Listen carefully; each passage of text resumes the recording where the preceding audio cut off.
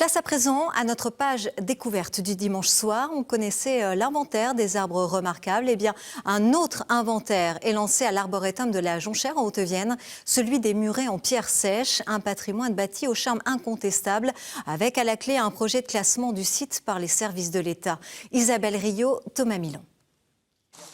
Non, ce ne sont pas des randonneurs. Même si l'Arboretum est l'un des plus beaux sites de randonnée de la Jonchère.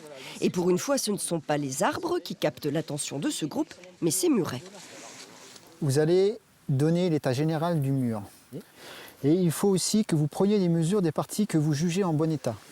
Cet artisan spécialiste des murs en pierre sèche forme aujourd'hui des bénévoles pour faire l'inventaire du patrimoine bâti de l'Arboretum, autant d'aménagements qui racontent l'histoire du lieu. Mine de rien, on apprend plein de choses.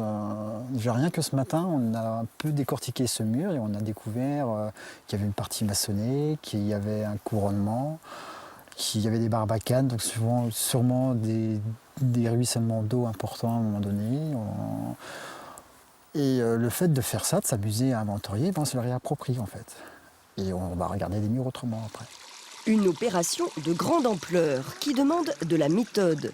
À l'initiative de cette mobilisation, l'association Pierres et Arbres. C'est un travail d'investissement.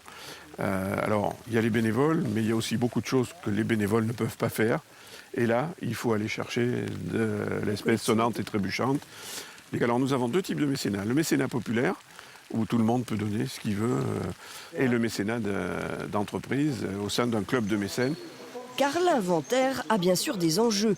Tout d'abord, la restauration de ces aménagements au savoir-faire particulier. C'est aussi la protection de ce patrimoine par l'État qui projette d'en faire un site classé. Une bonne nouvelle pour le gestionnaire du lieu depuis 30 ans, l'ONF. On a de toute façon la vocation à accueillir du public et ça fait partie clairement d'un attrait du secteur et d'un attrait du territoire. Donc il faut qu'on le fasse vivre, il faut qu'on le restaure, il faut qu'on rende ça plus accessible et plus, j'allais dire, accueillant. C'est une richesse incontestable et c'est vrai que la commune a toujours manifesté un très grand intérêt à ce lieu et a participé en aide avec l'ONF pour justement préserver. C'est vraiment un patrimoine local incontestable avec une dimension qui sera encore supérieure avec ce projet de classement. Cet inventaire va prochainement être étendu au grand public. Si cette participation vous intéresse, vous découvrirez autrement l'Arboretum de la Jonchère en faisant en plus une bonne action.